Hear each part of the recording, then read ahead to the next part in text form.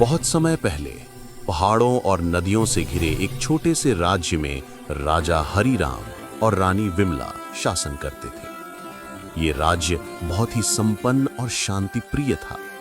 खेतों में हरियाली लहराती थी, मंदिरों में घंटियां बजती थीं और लोग चैन से रहते थे। लेकिन राजा और रानी के दिल में एक ही चिंता थी, उनकी इकलौती बेटी राजकुमारी सुमन। सुमन असाधारण रूप से सुंदर थी।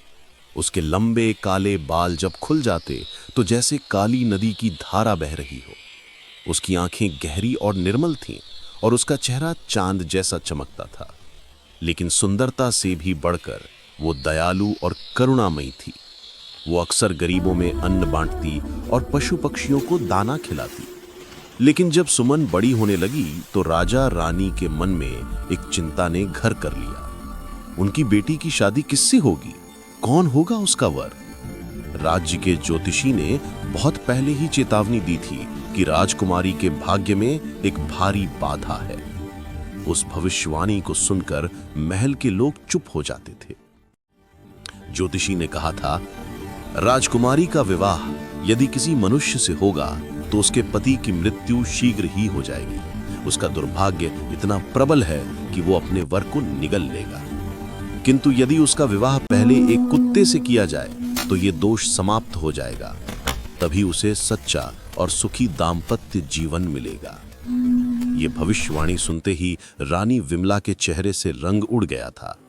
राजा हरिराम भी गहरी सोच में डूब गए थे। राजा ने गहरी सांस भरते हुए कहा था, क्या हमारी बेटी का भाग्य इतना कठिन है कि उसकी शादी एक कुत्ते से करनी पड़ेगी?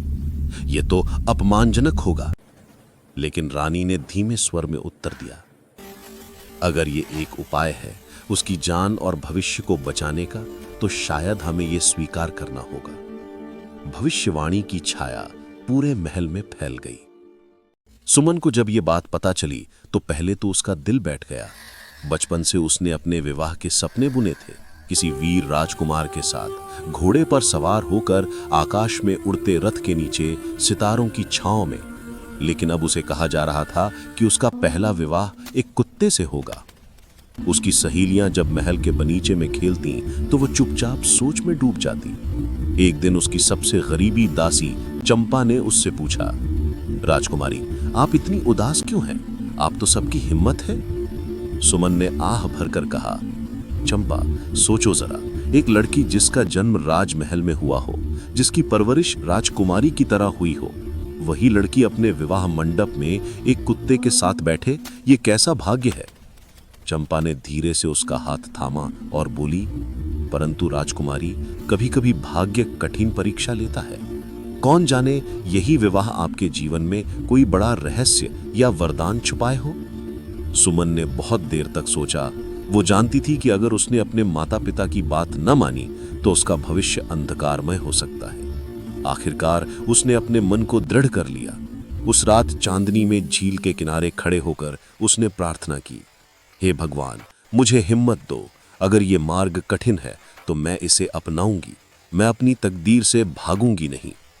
राजा ने आदेश दिया कि विवाह शाही ढंग से होगा, चाहे वर कोई भी क्यों ना हो। पूरे राज्य में उत्सव का माहौल था, लेकिन लोगों के मन में जिज्ञासा और हल्का सा भय भी था। गांव के लोग कहते, क्या सचमुच राजकुमारी एक कुत्ते से विवाह करेगी? हाँ, ये सब भाग्य और ज्योतिष का खेल है। राज्य के सैनिकों ने जंगल से एक सुंदर कुत्ता ढूंढ निकाला। वो काला सफेद था, उसकी आंखें बड़ी और चमकदार थीं और उसके व्यवहार में अजीब सी शांति थी। जब उसे महल में लाया गया तो लोग आश्चर्यचकित हो गए कि वो साधारण कुत्ता नहीं लगता। राजकुमारी सुमन ने उसे पहली बार देखा। कुत्ता सीधा उसकी आंखों में देखने लगा। उस पल राजकुमारी को ऐसा महसूस हुआ मानो उसकी आंखों में कोई रहस्य छुपा हो। विवाह की तैयारियां होने लगीं। महल सजाया गया, फूलों की माला बनाई गई, नगाड़े बजने लगे। पुजारी ने तय किया कि विवाह की सारी रस्में वैसे ही होंगी जैसे मनुष्य के विवाह में होती हैं। विवाह का दिन आ गया। पूरा राजमहल दीपकों से जगमगा रहा था। गांव से लेकर शहर तक लोग उमड़ पड़े थे इस अद्भुत विवाह को देखने के लिए। राजकुमारी सुमन लाल जोड़े में सजी थी। उसके माथे पर बिंदी और सिर पर घूंघट था। जब वो विवाह मंडप में आई तो सबकी आंखें उस पर ठहर गईं। दूसरी ओर कुत्ते को भी दूल्हे की तरह सजाया गया। उसके गले में फूलों की माला डाली गई, माथे पर तिलक लगाया गया और सोने की जंजीर पहनाई गई। ढोल नगाड़ों के बीच वो मंडप में लाया गया। लोगों की हंसी और हैरानी के बीच विवाह की रस्में शुरू हुई। पुजारी ने मंत्र पढ़े, अग्नि प्रज्वलित हुई और सुमन ने कांपते हाथों से कुत्ते के गले में माला डाल दी। विवाह संपन्न हुआ। उस क्षण सबको लगा कि ये तो एक अजीब लेकिन पवित्र अनुष्ठान था। विवाह की रात जब सब लोग सो चुके थे, राजकुमारी अपने कक्ष में अकेली बैठी थी। उसके पास वही कुत्ता था। सुमन के मन में मिश्रित भावनाएं थीं, दुख, संकोच और जिज्ञासा। वो धीरे से बोली, हे मेरे अजीब वर, मैं नहीं जानती कि ये विवाह मेरे लिए क्या अर्थ रखता है, पर मैंने इसे अपना भाग्य मान लिया है। तभी अचानक कुत्ता चमकने लगा। उसकी आंखों से नीली रोशनी निकलने लगी। राजकुमारी घबरा गई, लेकिन कुछ ही क्षणों में कुत्ता बदलने लगा। उसका शरीर लंबा और ऊंचा हुआ, उसके पंजे हाथ पांव में बदल गए और देखते ही देखते उसके सामने एक सुंदर युवक खड़ा था। उस युवक ने मुस्कुराकर कहा, राजकुमारी मत डरना, मैं कोई साधारण कुत्ता नहीं हूं, मैं एक शापित राजकुमार हूं। राजकुमारी की सांसें थम गईं। युवक ने आगे कहा, एक दुष्ट जादूगरनी ने मुझे श्राप दिया था कि मैं कुत्ते का रूप धारण करूं और तब तक ऐसा ही रहूं जब तक कोई पवित्र कन्या मुझसे विवाह न कर ले। तुम्हारी हिम्मत और पवित्रता ने मुझे इस श्राप से मुक्त कर दिया। अब मैं अपने असली रूप में वापस आ गया।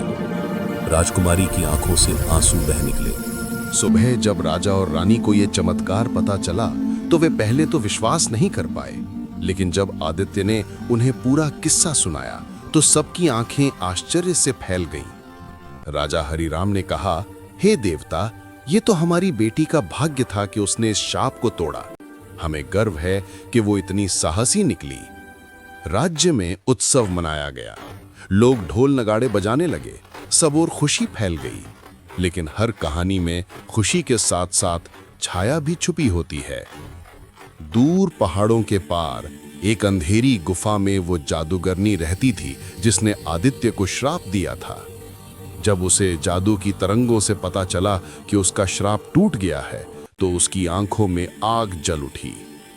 किसी ना किसी ने मेरी शक्ति को चुनौती दी है और ये लड़की, ये राजकुमारी सुमन, उसने मेरा खेल बिगाड़ा है।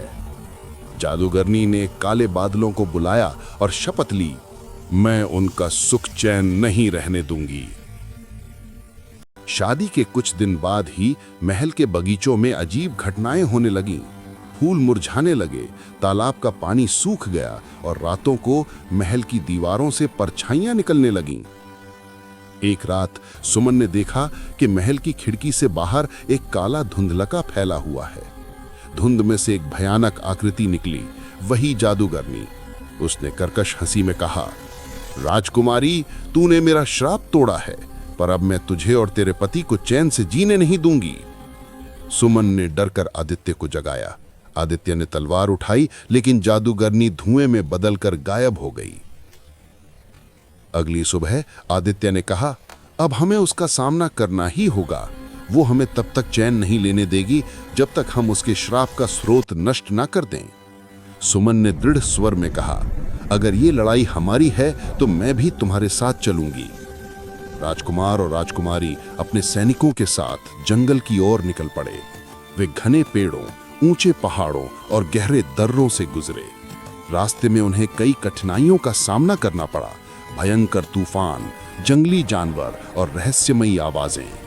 लेकिन हर बार सुमन का साहस सबको संभालता। वो पानी की तरह शांत और धरती की तरह दृढ़ थी। जंगल के बीच से गुजरते समय वे एक चौड़ी नदी पर पहुंचे, लेकिन नदी का पानी काला और उफनता हुआ था। कोई भी उसे पार करने की हिम्मत नहीं कर पा रहा था। तभी अचानक नदी की गहराई से एक जलपरी निकली। उसने कहा, ये नदी साधारण नहीं है, इसे पार करने के लिए तुम्हें सच्चे दिल से बलिदान देना होगा। सैनिक डर गए, लेकिन सुमन ने बिना हिचक के अपने गहनों को उतारकर नदी में डाल दिया। चमत्कार हुआ, नदी का पानी शांत हो गया और एक सुनहरा पुल बन गया। सबने हैरानी से देखा कि कैसे राजकुमारी के त्याग ने रास्ता खोल दिया। नदी पार करने के बाद वे एक अंधेरी गुफा तक पहुंचे। कहा जाता था कि वहीं जादूगरनी रहती है। गुफा के भीतर चारों ओर दीवारों पर अजीब आकृतियां बनी थीं और हवा में गंधक की गंध फैली हुई थी। अचानक गुफा के बीच में जादूगरनी प्रकट हुई। उसकी आंखें अंगारे जैसी थीं और हाथ में काला दंड था। आदित्य, तू मेरा श्राप तोड़कर भाग निकला, और तू सुमन, तेरे कारण मेरी हार हुई। अब तुम दोनों को इसकी सजा मिलेगी। गुफा कांप उठी। आदित्य ने तलवार उठाई और सुमन ने प्रार्थना में आंखें बंद कर लीं। उनके जीवन की सबसे कठिन परीक्षा शुरू हो चुकी थी। गुफा की दीवारें ऐसी लग रही थीं मानो किसी ने उनमें कराहते चेहरों को उकेर दिया हो। हवा भरी थी, जैसे सांस लेना भी कठिन हो। मशाल की लौ कांप रही थी और हर छाया डरावनी आकृति का रूप ले रही थी। राजकुमारी सुमन ने आदित्य का हाथ कसकर थाम लिया। सैनिक पीछे हट गए। उनके चेहरों पर भय साफ झलक रहा था, लेकिन सुमन की आंखों में डर से अधिक दृढ़ता थी। गुफा के बीचों बीच जादूगरनी एक काले पत्थर के सिंहासन पर बैठी थी। उसके बाल बिखरे हुए थे, आंखें लाल आग की तरह चमक रही थीं। उसके चारों ओर काले धुएं की लपटें घूम रही थीं। उसकी हंसी गुफा की दीवारों से टकराकर कई गुना गूंज उठी। आदित्य, तू सोचता है कि ये लड़की तुझे बचा लेगी? तू भूल गया है कि मैं अंधकार की रानी हूं। यहां मेरी मर्जी के बिना एक पत्ता भी नहीं हिलता। आदित्य ने अपनी तलवार उठाई। तलवार से नीली रोशनी निकल रही थी। ये वही तलवार थी जो उसके पूर्वजों ने देवताओं से वरदान में पाई थी। जादूगरनी ने अपना दंड हवा में उठाया और जमीन से काले सर्प निकलने लगे। वे फुफकारते हुए आदित्य की ओर बढ़े।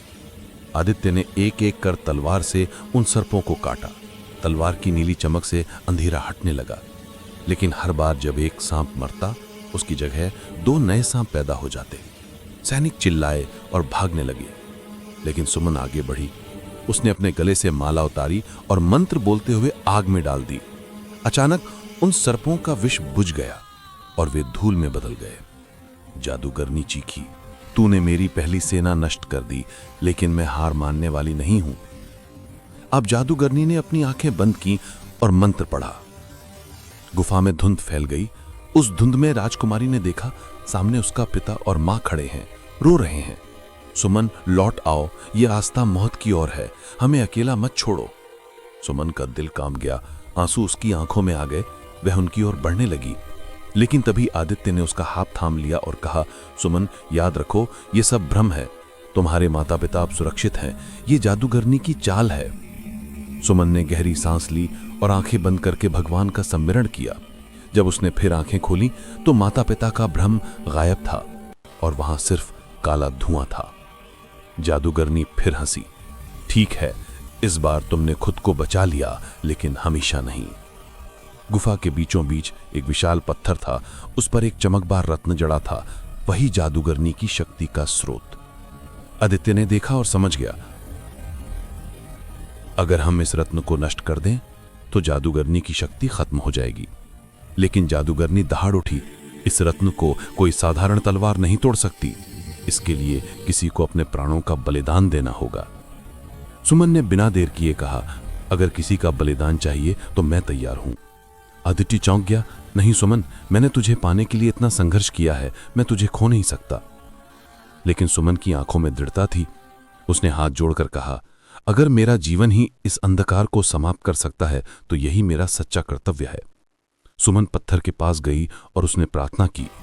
उसने अपने हाथों को रत्न पर रखा और अपना दिल भगवान को समर्पित कर दिया। अचानक रत्न से तेज रोशनी फूटी, गुफा हिलने लगी, जादूगरनी चीखने लगी। लेकिन तभी एक चमत्कार हुआ। सुमन का शरीर रोशनी से घिर गया और बलिदान देने के बजाय वह और भी शक्तिशाली हो उठी। रत्न टूट गया, टुकड़े टुकड़े हो गया। जादूगरनी जमीन पर गिर पड़ी। उसकी शक्ति समाप्त हो गई थी। वह धूल बनकर बिखर गई। गुफा से बाहर निकलते ही सूरज की रोशनी और भी सुनहरी लगी। पक्षी चहचहा रहे थे, फूल फिर से खिल गए थे और हवा में जीवन की महक थी। आदित्य ने सुमन का हाथ थामकर कहा, तुम्हारे साहस और त्याग ने हम सबको बचा लिया। मैं कभी नहीं भूलूंगा कि तुम ही मेरी सच्ची रक्षक हो। सुमन मुस्कुराई और बोली, ये प्रेम और विश्वास की जीत थी आदित्य, यही हमारी सबसे बड़ी ताकत है। राजमहल लौटकर उनका भव्य स्वागत हुआ। लोग ढोल नगाड़ों के साथ नाचते गाते रहे। राजा और रानी घर से अपनी बेटी को देखते रहे। अब राजकुमारी और राजकुमार का विवाह पुनः हुआ, इस बार पूरी विधि और उत्सव के साथ। वर्ष बीते, राजकुमारी सुमन और राजकुमार आदित्य ने मिलकर दोनों राज्यों को जोड़ दिया। उनके शासन में सुख और शांति फैली। गांव के लोग अक्सर आग के पास बैठकर ये कहानी सुनाते कि एक बार एक राजकुमारी ने अपने भाग्य से लड़ते हुए कुत्ते से विवाह किया, लेकिन वह कुत्ता कोई साधारण नहीं था, बल्कि शापित राजकुमार था।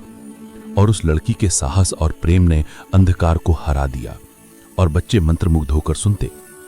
ये कहानी हमें सिखाती है कि भाग्य चाहे जितना कठिन क्यों ना हो, साहस और धैर्य से उसे बदला जा सकता है।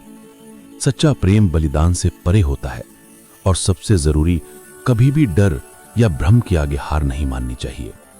राजकुमारी सुमन और राजकुमार आदित्य की कथा हमेशा याद दिलाती है कि प्रेम और विश्वास की शक्ति किसी भी जादूगरनी से बड़ी होती है।